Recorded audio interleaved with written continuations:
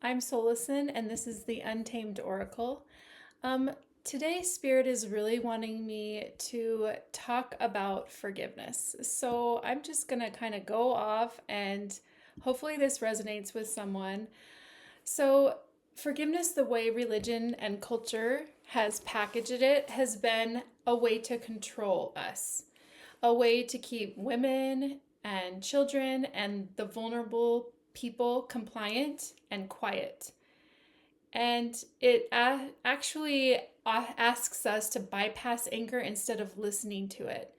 But anger and rage mobilize us. They're energizing emotions. They show us where a boundary was crossed and where our truth was denied and where we abandoned ourselves. So the real task is integration, not forgiveness, as we've been told. Integration means metabolizing what happened, reclaiming our power, and then adjusting our boundaries with clarity. Forgiveness doesn't mean going back to who you were before the harm happened.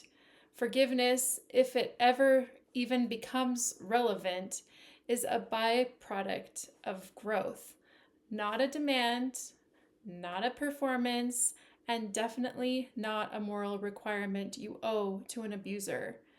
So it's a psyop, forgiveness the way it's been taught. It's a spiritual bypass disguised as a virtue, and again, it protects abusers, it silences women, and it rewards compliance and being good. And we've been told that anger isn't spiritual and that rage is dangerous. But that has been weaponized. It's been twisted. It's been used to keep people stuck in cycles of harm, especially women. And that is how forgiveness has been used when we talk about it. So, again, we've been told that forgiveness is what good people do. And if you don't forgive, you're bitter or you're stuck or you're spiritually immature. But here's what I've learned personally, clinically, and ancestrally. So, I am a licensed therapist, a psychotherapist. I'm also an oracle, and I am also an ancestral guide. And so, the cultural model of forgiveness is not about healing. So, let's get clear with that. It's about compliance. And anger and rage are not signs of being unhealed, they're the body's mobilizing force. Rage is the part of us that screams, I matter. That crossed a line. Or like, never again, never.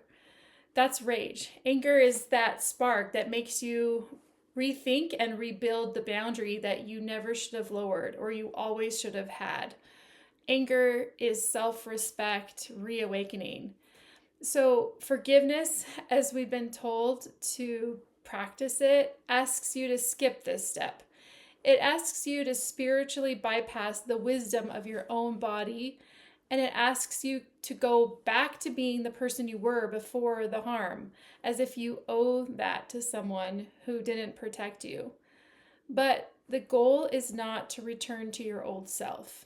The goal is integration. It's actually metabolizing what you lived through and letting the truth change you, letting wisdom alter your boundaries and your choices, your patterns and your energy. Forgiveness, if it ever arrives, isn't even on the path. Sometimes the lesson, no, okay, so forgiveness, if it does arise naturally, it's not a performance. It's a natural byproduct of a truth that you have metabolized. And sometimes forgiveness isn't even on that path. Sometimes the lesson is sovereignty. Sometimes the lesson is discernment. Sometimes the lesson is simply this: I don't hate you. I just choose myself now. And I'm letting you be over there.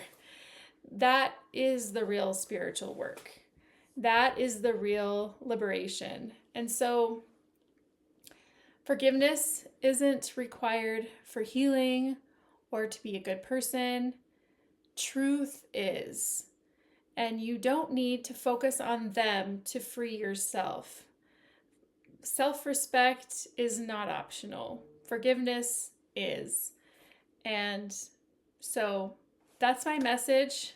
And if it resonated, please like and share.